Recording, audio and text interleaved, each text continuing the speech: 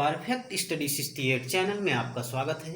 आप देख रहे हैं परफेक्ट स्टडी 68 चैनल के माध्यम से फिजिक्स क्लास 12 और आज हम आपका बहुत ही इम्पॉर्टेंट भी है और तीसरा चैप्टर लेकर आए हैं जो कि आपका है वैद्युत विभव। वैद्युत विभव इस चैप्टर में आपको पढ़ना है कि वैद्युत विभव, विभवांतर, किसी बिंदु आवेश के कारण वैद्युत विभव, वैद्युत द्विध्रुव। इसके बाद आपका है कि आवेशों के निकाय के कारण वैद्युत द्विध्रुव आघूर्ण का सूत्र या वैद्युत द्विध्रुव के विभव का सूत्र, आवेशों के निकाय के कारण यानी द्विध्रुव निकाय के कारण वैद्युत विभव का सूत्र। इसके बाद आपको पढ़ना है कि सम विभव पृष्ठ यानी कहाँ कहाँ विभव समान होता है। इसके बाद आपको पढ़ना है कि किसी स्थिर वैद्युत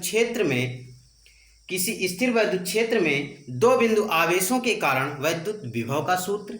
इसके बाद आप पढ़ेंगे कि वैद्युत द्विध्रुव की स्थितिज ऊर्जा, वैद्युत द्विध्रुव की वैद्युत स्थितिज ऊर्जा का सूत्र आप पढ़ेंगे। इतना आपको पढ़ना है इस चैप्टर में। तो यहाँ से वैद्युत द्विध्रुव के स्थितिज ऊर्जा और वैद्युत द्विध्रुव ये अत्यधिक पूछा जाता है।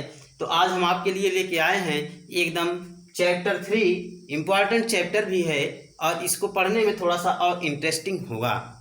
तो आप देखिए कि वैद्युत विभव में आपका क्या है कि इसको आप पहले से पढ़ चुके हैं हाई स्कूल में फिजिक्स में। एकांक परीक्षण धन आवेश, एकांक यानी एकांक धन परीक्षण आवेश को अनंत से वैद्युत क्षेत्र के भीतर किसी बिंदु तक लाने में किए गए कार्य की मात्रा को हम उस बिंदु पर यानी जिस बिंदु पर लाया जा रहा है उस बिंदु पर वैद्युत विभव कहते हैं। और यह एक अदिश राशि है यानी वैद्युत विभव एक अदिश राशि है, जबकि जो आपकी है वैद्युत क्षेत्र की तीव्रता वह एक सदिश राशि है।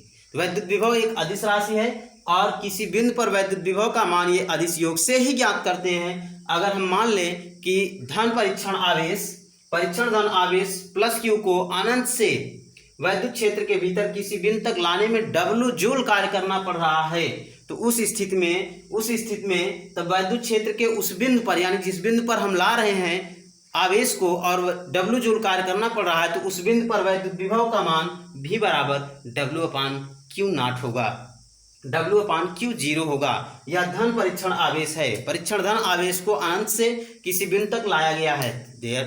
डियर स्टूडेंट्स, ये आपका जो है अनंत से ही क्यों लाया जा रहा है? अनंत को हम शून्य विभव माने हैं। अनंत को माना जाता है कि शून्य विभव पर है। हम कहीं पर भी विभव को शून्य मान करके वहाँ से आवेश को हम अगर वैद्युत क्षेत्र के भीतर किसी बिंदु तक लाएंगे तो वही हमारा वैद्युत विभव होगा।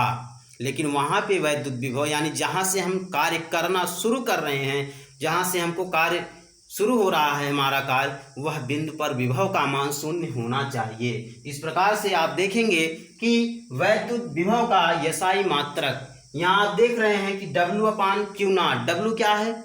जूल, Q0 कूलाम, जूल प्रति कूलाम इसका यसाई मात्रक हुआ, स्टैंडर्ड यूनिट हुई। इसके बाद है विभव का बीमीय सूत्र। तो बीमीय सूत्र आपका इसी से प्राप्त हो जाएगा जो कि लिखा गया है mL² T⁻³ होगा वैद्युत विभव का बीमीय सूत्र। इसके बाद हम आपको एक टॉपिक बताएंगे कि वैद्युत विभव का भौतिक में महत्व क्या है। भौतिक में विभव का क्या महत्व है? भौतिक में विभव का महत्व है, बहुत ही महत्व है कि यदि भिन्न भिन्न विभव की किन्हीं दो वस्तुओं को आप संपर्क में ले आएंगे, उनके आवेश चाहे जैसे हों, समान हो या असमान हो, उससे नहीं मतलब है, लेकिन विभव असमान है। अगर विभव असमान है उनको आप संपर्क में लाएंगे तो संपर्क में लाने पर आवेश तब तक उसमें जो है प्रवाहित होता है, एक से दूसरे में तब तक प्रवाहित होता है जब तक कि दोनों चालकों के विभव समान नहीं हो जाते, तब तक प्रवाहित होता है। यानी आवेश जो है एक वस्तु से दूसरी वस्तु में, एक चालक से दूसरे चालक में जाता है, आवेश का मान कुछ भी हो उससे नहीं मतलब, लेकिन विभव का मान जब तक समान नहीं हो जाता तब तक विभव जो है वह एक वस्तु से एक चालक से दूसरे चालक में जाता है। किस प्रकार से जाता है इसको हमने नोट में बताया है कि धन आवेश सदैव उच्च विभव से निम्न विभव की ओर जाता है। धन आवेश जो होता है वह हमेशा उच्च विभव से निम्न विभव की ओर को प्रवाहित होता है, जबकि जो ऋण आवेश होता है वो ऋण आवेश सदैव निम्न विभव से उच्च विभव की ओर प्रवाहित होता है। कब तक प्रवाहित होता है? जब तक कि दोनों वस्तुओं के विभव समान नहीं हो जाते। तो यहाँ आपने पढ़ा कि विभव का यह भौतिक महत्व क्या है कि अगर दो असमान विभव वाली वस्तुएं हैं और उनको परस्पर संपर्क में लाया जा रहा है, उनके आवेश भिन्न हो या समान हो उससे नहीं मतलब, लेकिन विभव अगर असमान है, उनको परस्पर संपर्क में लाया जा रहा है तो उनके विभव एक दूसरे में प्रवाहित होते हैं। और किस प्रकार से प्रवाहित होते हैं कि धन आवेश जो है ये उच्च विभव से निम्न विभव की ओर प्रवाहित होता है, जबकि ऋण आवेश निम्न विभव से उच्च विभव की ओर प्रवाहित होता है। और तब तक प्रवाहित होता है जब तक कि दोनों चालकों के विभव समान नहीं हो जाते। विभव समान होना चाहिए, आवेश से नहीं मतलब यहाँ। तो आपने इतना आज पढ़ा और इसका आप स्क्रीनशॉट लेकर के इसका आप नोट्स बना सकते हैं। इसके बाद हम आपको पढ़ाएंगे कि पृथ्वी को भी यानी देखिए ये जो हमने अनंत को माना है, अनंत को जो हमने शून्य विभव माना है यानी अनंत से विभव शून्य माना, तो एक तरह से अनंत जो है वह निर्देश हुआ, विभव का निर्देश हुआ विभव के लिए। तो पृथ्वी के विभव को भी हम निर्देश के रूप में मानते हैं, पृथ्वी के विभव को भी हम निर्देश के रूप में मानते हैं। ये हम आपको आगे बताएंगे। आज की वीडियो क्लास में आपको सिर्फ इतना ही अगली वीडियोस को पाने के लिए हमारे चैनल परफेक्ट स्टडी 68 को सब्सक्राइब कर बेल आइकन को अवश्य दबाएं और वीडियो को अधिक से अधिक शेयर करके हमारे सब्सक्रिप्शन को अवश्य बढ़ाएं। Thank you.